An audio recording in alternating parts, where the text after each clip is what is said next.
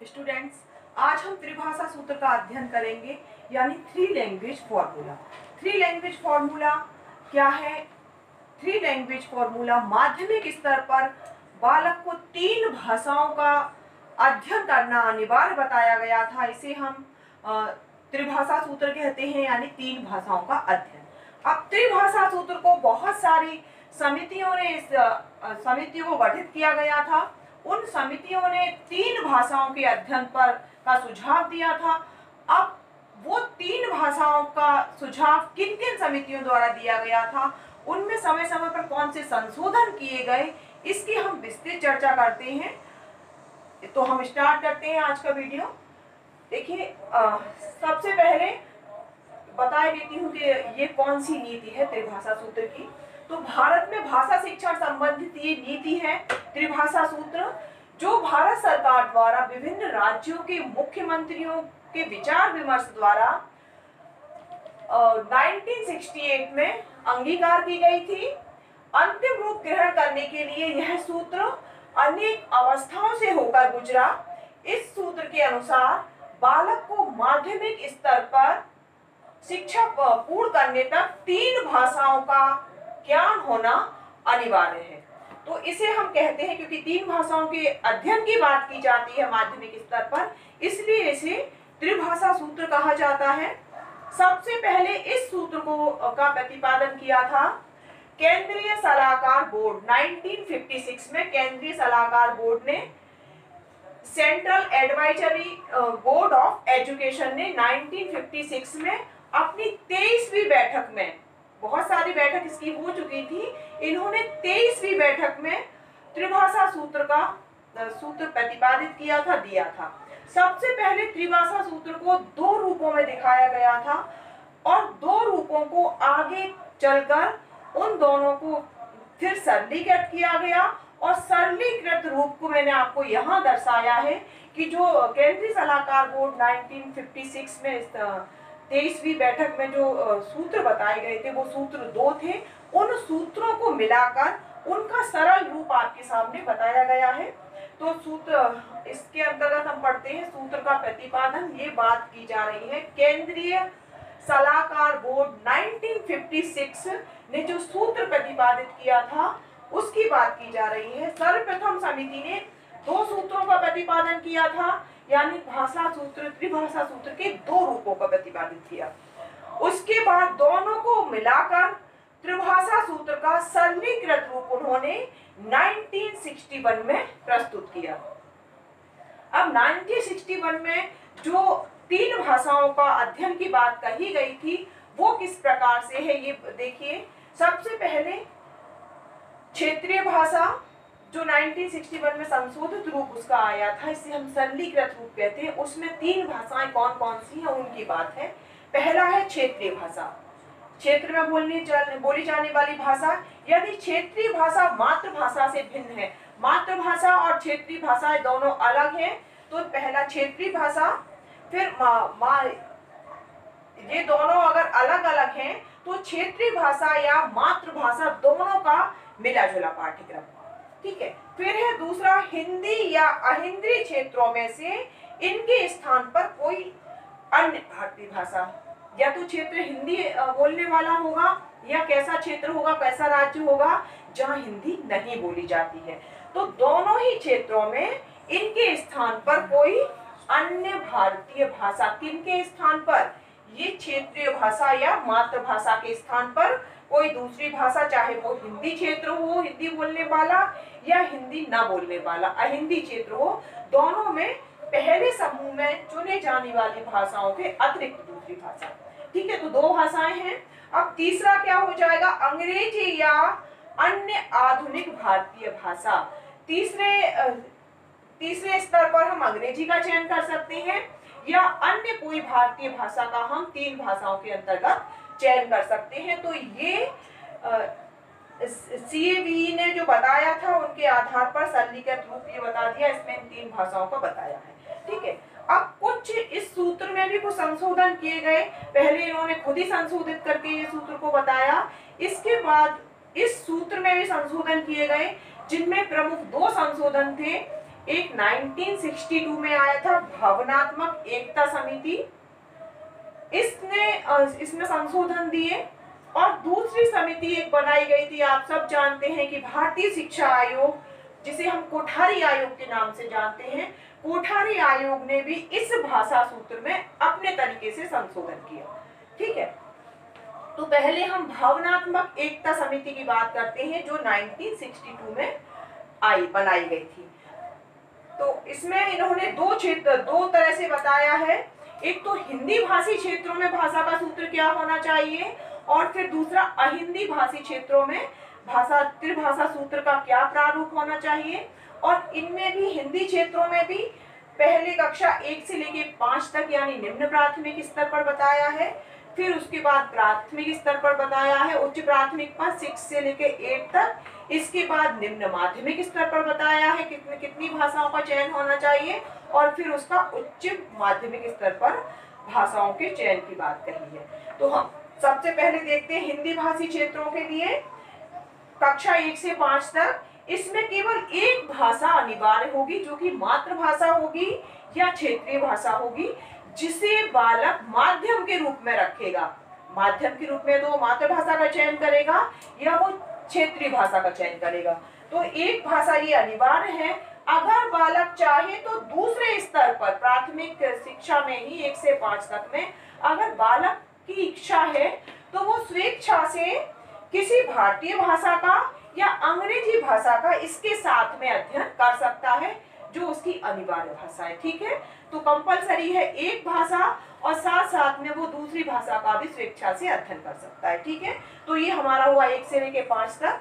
अब है दूसरा बा में है 6 से लेकर 8 तक यानी उच्च प्राथमिक स्तर पर। तो उच्च प्राथमिक स्तर पर इन्होंने बताया है भावनात्मक एकता समिति में कि मातृभाषा होना चाहिए या क्षेत्रीय भाषा, मातृभाषा या क्षेत्रीय भाषा, या दूसरे स्तर पर चुनेगा वो इन दोनों के अतिरिक्त एक से भिन्न आधुनिक भारतीय भाषा या शास्त्रीय भाषा। एक में उसने मातृभाषा और क्षेत्रीय भाषा का चयन किया है। इन दोनों भाषाओं के अतिरिक्त यानी जिसका चयन किया है वो एक भाषा होगी, उसके अतिरिक्त कोई दूसरी आधुनिक भारतीय भाषा या शास्त्रीय भाषा। आधुनिक भारतीय भाषा जो हमारे संविधान में 22 भाषाएं हैं, उन किसी भाषा में से एक भाषा का चयन कर लेगा। या शास्त्रीय भाषा, उसमें संस्कृत भी है तो शास्त्रीय भाषा जैसे संस्कृत है, अरबी है, फारसी है, ये शास्त्रीय भाषाएं होती है, प्राचीन भाषाएं। तो या तो वो ये एक भाषा हो जाएगी, इसके अतिरिक्त वो कोई दूसरी भाषा का चयन कर लेगा, उसमें शास्त्रीय भाषा को भी वो ले सकता है। और तीसरे स्थान पर वो अंग्रेजी भाषा को अध्ययन के लिए चुनेगा। ठीक है, तो ये था 6 से 8 में संशोधन। अब था 9 to 10। अब निम्न माध्यमिक स्तर या कक्षा 9 और 10 में छात्र कौन सी भाषाओं का चयन करेगा वो देखिए। इसमें है मातृभाषा, क्षेत्रीय भाषा, या तो मातृभाषा का चयन करेगा या क्षेत्रीय भाषा का। दूसरे स्तर पर वो अंग्रेजी का चयन कर लेगा।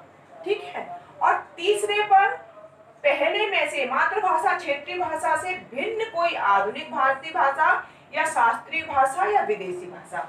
अब इस पहले लेवल पर बता दिया मातृभाषा क्षेत्रीय भाषा, जैसे कि आपने 6 to 8 में मातृभाषा या क्षेत्रीय भाषा ली थी पहले लेवल पर। दूसरे में इन्होंने अंग्रेजी को कर दिया, जो इन्होंने तीसरे पर किया था अंग्रेजी को, इसमें दूसरे स्तर पर अंग्रेजी को कर दिया है। और तीसरे में से जो पहले में नहीं चुनी गई है वो एक आधुनिक भारतीय भाषा या वो शास्त्रीय भाषा का चयन कर सकता है या कोई विदेशी भाषा भी वो ले सकता है। तो उसके पास ये सारे ऑप्शन होंगे कि वो कोई भी भारतीय भाषा का अध्ययन कर सकता है, वो शास्त्रीय भाषा का चयन कर सकता है, या वो अंग्रेजी के अलावा कोई दूसरी विदेशी भाषा ले सकता है। ठीक है, ये था कक्षा 10 तक। अब 11th 12th में देखिए, आपने प्राथमिक स्तर पर देखा एक भाषा की अनिवार्यता, अगर वो स्वेच्छा से लेना चाहे तो वो दूसरी लेगा। ठीक है, आपने 6 to 8 में पढ़ा कि बालक 3 भाषाओं को अपने अध्ययन में चुन सकता है। आपने 9 to 10 में पढ़ा कि निम्न माध्यमिक स्तर पर वो 3 भाषाओं का चयन करेगा। और अब 11th 12th में यानी उच्च माध्यमिक स्तर पर बालक 2 भाषाओं का चयन करेगा। जो एक भाषा को वो 10 तक पढ़ता हुआ आया है उसे वो छोड़ देगा और 2 भाषाओं से वो 11th 12th करेगा। ठीक है, तो इसमें आ जाएंगे निम्न में से दो भाषाएं, जो तीन इसके वर्ग दिए गए हैं, तीनों वर्ग में से वो दो किसी भी वर्ग का चयन कर सकता है। हिंदी के अलावा कोई अन्य आधुनिक भारतीय भाषा, हिंदी के अतिरिक्त कोई दूसरी भारतीय भाषा का चयन किया जाएगा, या अंग्रेजी या अन्य कोई आधुनिक विदेशी भाषा। दूसरे स्तर को अंग्रेजी का चयन कर सकता है, या उसके स्थान पर कोई विदेशी भाषा का चयन वो अपने अध्ययन में कर सकता है, या शास्त्रीय भाषा, मान लीजिए उसने संस्कृत का कर लिया तीसरे स्तर पर, तो इनमें से तीनों को न चुनकर वो दो को चुनता है। आप अपने भी में भी देख सकते हैं, जब आपने 11th-12th किया है तो दो भाषाओं में आपने किया होगा, या तो आपने हिंदी और संस्कृत ले ली होंगी, या आपने हिंदी और अंग्रेजी भाषा का अध्ययन 11th-12th स्तर पर किया है। अगर आप ये अपना लेवल याद रख के अपनी भाषाओं का अध्ययन को ध्यान में रख के समझने की कोशिश करेंगे तो आपको ये बहुत मुश्किल नहीं लगेगा। ठीक है, तो ये सारा इन्होंने बताया था भावनात्मक एकता समिति ने हिंदी भाषा क्षेत्रों के लिए, जहां मातृभाषा हिंदी है। अब दूसरा है अहिंदी क्षेत्रों के लिए। यहाँ पर देखिए हिंदी क्षेत्र है, अब है अहिंदी क्षेत्रों की बात करते हैं, तो इसमें भी इन्होंने प्राथमिक स्तर पर, उच्च प्राथमिक स्तर पर, निम्न माध्यमिक और उच्च माध्यमिक स्तर पर बताया है कि चारों ही स्तरों पर कौन कौन सी भाषाओं का चयन किया जाएगा। तो पहले हम देखते हैं 1 से 5 में अहिंदी क्षेत्रों में, जहां हिंदी नहीं बोली जाती है, तो केवल एक भाषा अनिवार्य, मातृभाषा या क्षेत्रीय भाषा जो माध्यम हो। एक भाषा आपने पहले भी इसमें भी पढ़ा था कि एक भाषा अनिवार्य है, या तो मातृभाषा हो या क्षेत्रीय भाषा हो। ठीक है, अब है किसी भी भारतीय या अंग्रेजी भाषा की शिक्षा स्वेच्छा से की जाए। अगर बालक चाहे तो भाषा एक अनिवार्य है, किंतु अगर बालक की इच्छा है तो वो किसी भारतीय भाषा को अपनी दूसरी भाषा के चयन में ले सकता है, या अंग्रेजी भाषा की शिक्षा भी वो स्वेच्छा से ले सकता है। ठीक है, अब है 6 से 8 तक के लिए, यानी उच्च प्राथमिक स्तर पर। उच्च प्राथमिक स्तर पर वो कौन कौन सी भाषाओं का चयन करेगा, ये देखिए, मातृभाषा या क्षेत्रीय भाषा। आपने इसमें भी यही पढ़ा था, मातृभाषा या क्षेत्रीय भाषा बहुत ज्यादा अंतर नहीं है हिंदी और अहिंदी क्षेत्रों में। ठीक है, मातृभाषा, क्षेत्रीय भाषा या क्षेत्रीय भाषा और शास्त्रीय भाषा। क्षेत्रीय भाषा होगी या शास्त्रीय भाषा होगी, मान लीजिए क्षेत्रीय भाषा उसकी मातृभाषा, क्षेत्रीय भाषा कोई दूसरी भाषा है, मान लीजिए गुजराती है, उसकी मराठी है, कन्नड़ है, कुछ भी है, या वो शास्त्रीय भाषा का चयन कर सकता है, मान लीजिए संस्कृत भाषा का चयन उसने कर लिया। दूसरे स्तर पर उसे हिंदी का चयन करना होगा, और तीसरे पे अंग्रेजी का। ठीक है, तो बहुत ही स्पष्ट है, मातृभाषा या क्षेत्रीय भाषा या शास्त्रीय भाषा में से कोई एक भाषा, फिर है हिंदी भाषा का चयन करेगा वो, और अंग्रेजी का करेगा, तो उसके पास 3 भाषाएं हो जाएंगी। ठीक है, अब हम यही बात करते हैं 9 से 10th के लिए, यानी निम्न माध्यमिक स्तर पर। निम्न माध्यमिक स्तर पर वो मातृभाषा या क्षेत्रीय भाषा का अध्ययन करेगा, जैसे कि वो अभी तक माध्यम के रूप में करता आया है। मातृभाषा या क्षेत्रीय भाषा हो जाएगी। दूसरे स्तर पर अंग्रेजी या हिंदी दोनों में से एक का चयन करेगा। अब है तीसरे लेवल पर एक से भिन्न भारतीय भाषा या शास्त्रीय भाषा या आधुनिक विदेशी भाषा। एक यानी एक में उसने क्या लिया था, मातृभाषा या क्षेत्रीय भाषा। इसमें जो भाषा को उसने नहीं पढ़ा है, यानी जो भाषा का अध्ययन किया है, उसके अतिरिक्त कोई भी वो भारतीय भाषा ले सकता है, वो शास्त्रीय भाषा ले सकता है, साथ ही साथ वो आधुनिक कोई भारतीय भाषा का चयन भी कर सकता है। ठीक है, मान लीजिए उसने यहाँ पर अंग्रेजी का चयन कर लिया, ठीक है, तो वो यहाँ पर कोई और दूसरी भाषा ले लेगा। मान लीजिए यहाँ पर उसने हिंदी और इंग्लिश का, उसके बाद 2 ऑप्शन है, मान लीजिए उसने यहाँ हिंदी का चयन कर लिया है दूसरे स्तर पर, तो तीसरे स्तर पर वो अंग्रेजी भाषा ले सकता है या कोई और विदेशी भाषा ले सकता है। तो इस तरह से 3 भाषाओं का अध्ययन उसके लिए अनिवार्य होगा। फिर है चौथा लेवल, जो आपने 11th-12th पढ़ा था, उच्च माध्यमिक स्तर। उच्च माध्यमिक स्तर में 2 भाषाओं का अध्ययन बताया था आपको, जैसे आपने इसमें भी देखा था कि निम्न में से 2 भाषाओं का चयन किया था। अब यहाँ पर कौन कौन सी भाषाएं हैं उच्च माध्यमिक स्तर पर, ये बताती हूँ। निम्न में से 2 भाषाएं, पहला है हिंदी, दूसरा है एक आधुनिक भारतीय भाषा जो शिक्षा का माध्यम न हो। हिंदी उसने ले ली पहले लेवल पर, दूसरा है एक आधुनिक भारतीय भाषा जो शिक्षा का माध्यम न हो, यानी उसकी मातृभाषा और क्षेत्रीय भाषा के अतिरिक्त कोई दूसरी भाषा और अंग्रेजी। ठीक है, तो इन तीनों में से, हिंदी में से, कोई आधुनिक भारतीय भाषा में से और अंग्रेजी में से किन्हीं दो भाषा का चयन बालक अपने पाठ्यक्रम के रूप में करेगा 11th-12th क्लास में। ये है अहिंदी क्षेत्रों के लिए 11th-12th का संशोधित त्रिभाषा सूत्र, जो कि भावनात्मक एकता समिति ने जिसका संशोधन किया था। ठीक है, अब हम बात करते हैं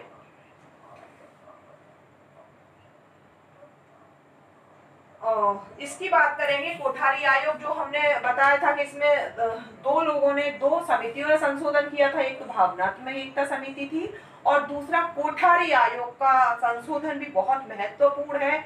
उन्होंने एक सरल रूप प्रस्तुत किया हमें किसका, त्रिभाषा सूत्र का। तो पहले कोठारी आयोग में भी एक शिक्षा त्रिभाषा सूत्र बताया था, फिर उसमें संशोधन हुआ, फिर तीसरी बार उसने संशोधन करके जो उसका एक सरल रूप हमारे सामने रखा है कोठारी आयोग ने। अब उन सभी अगर मैं त्रिभाषा सूत्रों को शामिल करती जो कोठारी आयोग ने बताए थे तो आपको याद रखना बहुत मुश्किल हो जाता, इसलिए मैंने वो संशोधित रूप आपके सामने रखा है जो कोठारी आयोग में अंतरिम रूप से जो बताया गया है। ठीक है, अब ये बताती हूँ आपको कि इन्होंने जो भाषा सूत्र दिया था वो भी दो रूपों में था, हिंदी भाषी क्षेत्रों में और अहिंदी भाषी क्षेत्रों में। तो पहले हम हिंदी भाषी क्षेत्रों में त्रिभाषा सूत्र का क्या प्रारूप था ये बताती हूँ। तो अहिंदी भाषी क्षेत्रों में तीन भाषाओं में सबसे पहले मातृभाषा और क्षेत्रीय भाषा आ जाएगी, जो अभी आपने इसमें भी देखा था, जो भावनात्मक एकता समिति में भी पहले स्तर पर हमने यही पढ़ा था कि मातृभाषा या क्षेत्रीय भाषा में से दोनों में से एक। अब दूसरे स्तर पर उच्च या निम्न स्तर की हिंदी, उच्च या निम्न स्तर की हायर हिंदी या जिसे हम बात करते हैं प्राथमिक हिंदी और उच्च हिंदी।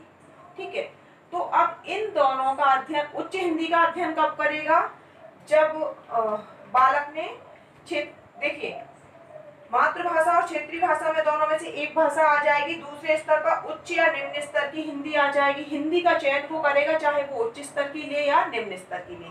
तीसरे में आ जाएगा उच्च या निम्न स्तर की अंग्रेजी, अंग्रेजी भाषा को लेगा वो, या तो हायर इंग्लिश लेगा या निम्न इंग्लिश लेगा वो, ठीक है, जनरल इंग्लिश लेगा।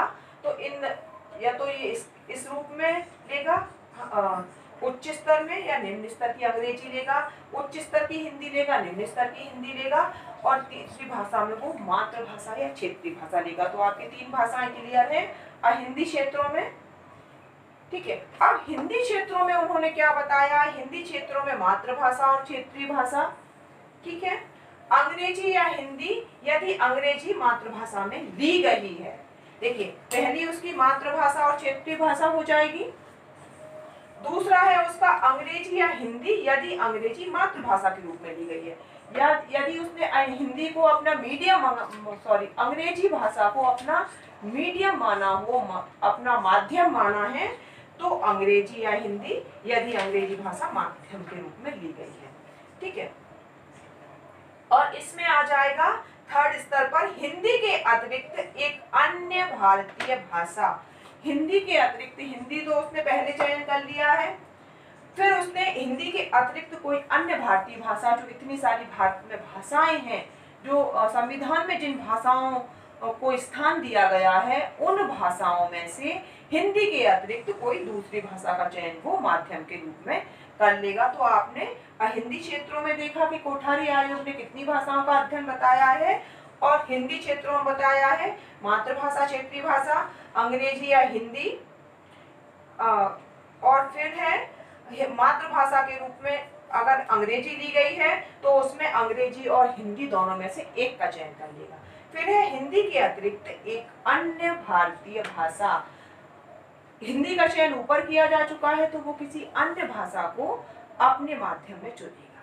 ठीक है, तो ये कोठारी आयोग ने संशोधन किया था, और इसके बाद में देखिए क्या हुआ, कोठारी आयोग ने बताया, भावनात्मक एकता समिति ने बताया, फिर जो एक सबसे पहली भारत में शिक्षा नीति बनाई गई थी 1968 की शिक्षा नीति। उस शिक्षा नीति में जब त्रिभाषा सूत्र को रखा गया तो उस समय भी देश के सभी मुख्यमंत्रियों को, राज्यों के मुख्यमंत्रियों को बुलाया गया। उनसे विचार विमर्श करने के बाद उस भाषा सूत्र में जो सभी समितियों ने विभिन्न रूप सभी समितियों ने दिए थे, बहुत सारे संशोधन किए गए, तो उन सबको देखकर एक भाषा सूत्र दिया गया संशोधित, जिसे हमने 1968 की शिक्षा नीति में रखा गया था। अब उस 1968 की शिक्षा नीति में किस प्रकार से भाषा सूत्र को रखा गया है, त्रिभाषा सूत्र को रखा गया है, वो आपको मैं बताती हूँ। ठीक है, तो अब हम बात करेंगे जो अंतिम रूप की, जो हमने पहले ही बात की थी 1968 में, जो हमें शिक्षा जिस त्रिभाषा सूत्र को लागू किया गया है शिक्षा नीति में, उसका रूप ऐसे ही नहीं बना है। सभी सूत्रों में थोड़ा थोड़ा संशोधन करके सरकार ने सभी से विचार विमर्श किया, सभी से सारी बातें, सारे प्रारूप ग्रहण करने के बाद जिस निष्कर्ष पर सरकार पहुंची, वो निष्कर्ष अंतिम रूप से आपको बताती हूँ। यहाँ जगह के अभाव में मैंने यहाँ पर इसे लिख देती हूँ मैं। जो 1968 में जिस तरह से भाषा को दो रूपों में लिखा गया है, वो आपको अंतिम रूप में मैं बता देती हूँ। देखिए, पहला है आपका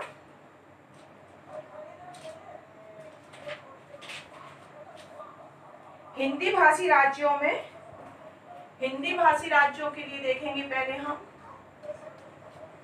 हिंदी भाषी राज्यों में, देखिए हिंदी भाषी राज्यों में 3 भाषाएं, जो त्रिभाषा सूत्र था उसका प्रारूप क्या है बता देती हूँ। पहला स्तर आ जाएगा हिंदी, पहला है हिंदी, फिर है अंग्रेजी, दूसरी भाषा के रूप में आ जाएगी अंग्रेजी, और तीसरे में आ जाएगी कोई भी आधुनिक भारतीय भाषा, कोई भी आधुनिक भारतीय भाषा, आधुनिक भारतीय भाषा। अब इसमें भी ये देखा गया है हिंदी क्षेत्रों में, इसमें हम दक्षिण भारत की किसी भाषा को महत्व देंगे। तो आधुनिक भारतीय भाषा वो भी किससे संबंधित हो, दक्षिण भारत, ठीक है, दक्षिण भारतीय भाषा। भाषा कैसी हो, दक्षिण भारतीय। अब दूसरा रूप दिया है हिंदी, अंग्रेजी। दूसरा रूप कौन सा हो जाएगा, ये हिंदी राज्यों के लिए है, और दूसरा होगा अहिंदी राज्यों के लिए, अहिंदी राज्यों के लिए।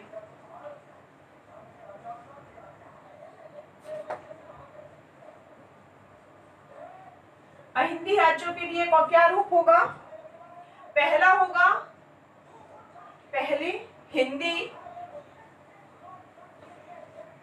दूसरा होगा अंग्रेजी, और तीसरा होगा अहिंदी राज्य है तो उस राज्य की जो मातृभाषा होगी, मातृभाषा, या उसके साथ में हमने किसका अध्ययन किया था, प्रादेशिक भाषा, ठीक है, प्रादेशिक भाषा। ये भाषा का अंतिम रूप हो गया। देखो, इन सबको देखा सरकार ने, और जब वो त्रिभाषा सूत्र को 1968 की शिक्षा नीति में लागू किया, तो इन सब भाषा नीतियों को देखकर, सबके सुझावों को ध्यान में रखकर, जो सरकार ने अंतिम संशोधित रूप दिया, उसमें उसने भाषाओं के चुनाव को 2 भागों में बांटा है, हिंदी भाषी राज्यों के लिए और अहिंदी भाषी राज्यों के लिए। हिंदी भाषी राज्यों के लिए हिंदी, अंग्रेजी और कोई भी आधुनिक भारतीय भाषा जो दक्षिण भारत की एक भाषा हो, ठीक है। और दूसरे स्तर पर अहिंदी राज्यों के लिए हिंदी, अंग्रेजी और मातृभाषा या प्रादेशिक भाषा, जो कि उस राज्य की भाषा है, क्योंकि वो अहिंदी राज्य है। तो इस प्रकार आज आपने देखा कि त्रिभाषा सूत्र क्या है, सरकार ने त्रिभाषा सूत्र को कब लागू किया और उसमें समय समय पर कौन कौन से पहले संशोधन हुए, संशोधनों के आधार पर उसका अंतिम रूप जो हमें त्रिभाषा सूत्र के रूप में 1968 की शिक्षा नीति में मिलता है, वो हमारा कौन सा रूप है। तो आपने ये देखा। आज के वीडियो में बस इतना ही। इसके बाद में मैं किसी दूसरे विषय के साथ आपके सामने फिर आऊंगी।